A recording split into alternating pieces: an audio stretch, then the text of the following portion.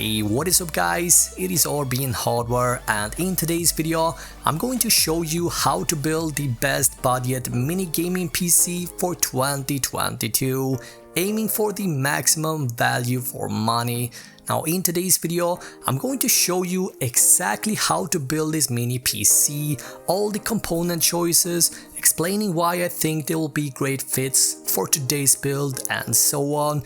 And to give you guys an idea how this PC build performs, I've tested a ton of games, including some of you guys' favorite titles. Now to give you more confidence in this PC build, we're gonna go over CPU benchmarks, side-by-side RAM speed comparisons, GPU benchmarks, and much more. Now for the best pricing of each PC component, have a look in the description where you find every item listed. So with that said, let's dive into the build and let's start having a look at the CPU. So for the processor, I've gone for the $99 4-core Ryzen 3 3100. Perhaps one of the best budget 4-core 8-thread gaming processors currently available. Now as we can see, the 3100 delivers high frame rate and stutter-free gameplay in most games out there and will work fantastic for our budget 1080p GPU pick for today's PC build. Now in order to unleash the full potential of the 3100, you want to power up the CPU with a fast RAM kit, but yeah, more on that in a second. For the motherboard, I've gone for the B550 from Aorus, maxed out with features, massive heatsinks, and plenty of power to support even high-end 8 and 12 core CPUs.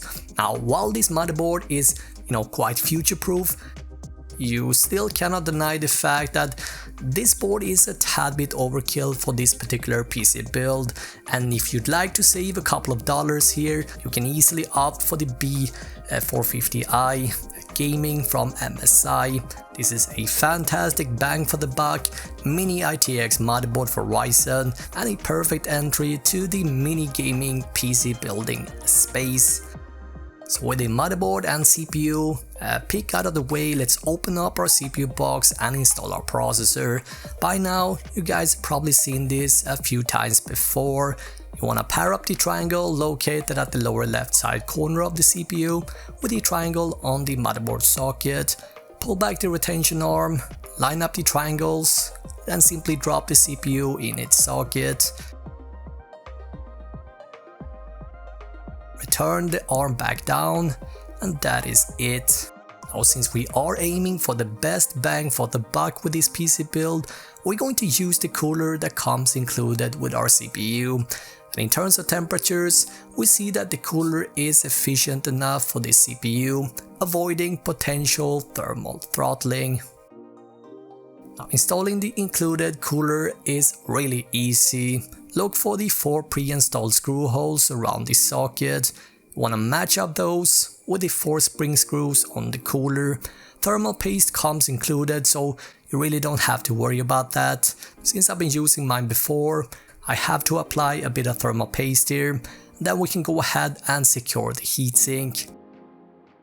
Now if you are getting any value out of this video and you want videos more often guys, please smash the like button and subscribe and turn on the notifications bell. That would do tremendous for the channel. So next up then, we're gonna move on to system RAM, and here it is important that we select the fast kit to utilize the CPU's full potential. Now as you guys can see, there is actually a difference between, let's say, a 3133 MHz and a 3200 MHz memory kit. And that is why it is important that we pick up a kit with a speed of at least 3200 to 3600 MHz marked CL16.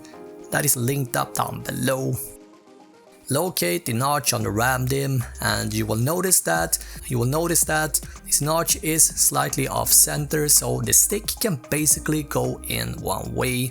You basically want to line this up with the corresponding notch on the slot. Pull back the clips for both DIMM slots. Now before we go ahead and take a look at our case choice, let's first install our storage. Samsung once again got us covered here with our 980 SSD. Yes, I am demonstrating on another device. You do however find the right one. the best price linked up down below. Now once this is done, we can go ahead and jump over to the case. Now this is the Nzxt H210i, perhaps one of the most popular mini ITX enclosures on the market. Now starting at around $70 or so, you're getting two 120 fans, a tempered glass side window in a sleek design, lots of quality materials, and Nzxt has really nailed it when it comes to cable management, actually making this one of my top favorite picks for any first time mini gaming PC builder out there. Now Nzxt is selling two variants of the H210, where the 210i also includes a smart hub, a LED strip and a fan controller. And this, is the model that I'm demonstrating on. So let's go ahead and get rid of the side panel. And once this is done, we can go ahead and pop in the motherboard and secure it. There are 4 screw holes here in total.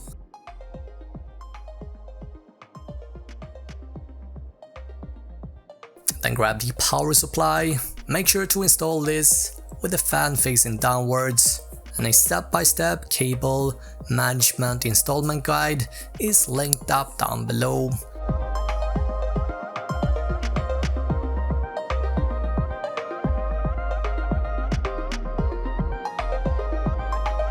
Now once we got all cables hooked up to the motherboard, we can finally take a look at our GPU choice. Now this, guys, is the GTX 970, based on Nvidia's highly popular Maxwell architecture, released all the way back in 2014. Yeah, which sounds ridiculous, but hear me out here, guys, because this GPU still supports DX12 and has 4GB worth of VRAM, it is still to this day a valuable budget GPU to consider in 2022. So the question is, how does the 970 handle modern gaming? Well, in all honesty, I was very curious to find out, so I decided to test the heck out of this GPU, and as we can see, if you are okay with running your favorite game in 1080p medium settings, you can expect around 60 FPS in most games out there. Now, I'm not only testing old games here, as you guys can see. For example, we have Forza Horizon 5 delivering respectable frame rate and still looking beautiful. Doom Eternal, another game, also runs great on the 970. Here we got Age of Empires 4 running at 1080p low settings, running great on the 970. And in the end of the day, unless you do have to run your favorite game at, let's say, high to ultra settings, I guarantee you guys, you're gonna be pleased with the performance you can get out of this 7-year-old GPU, believe it or not. That all sounds great, right? But yeah, something we have to do consider is the never-ending GPU shortage, which unfortunately isn't over yet.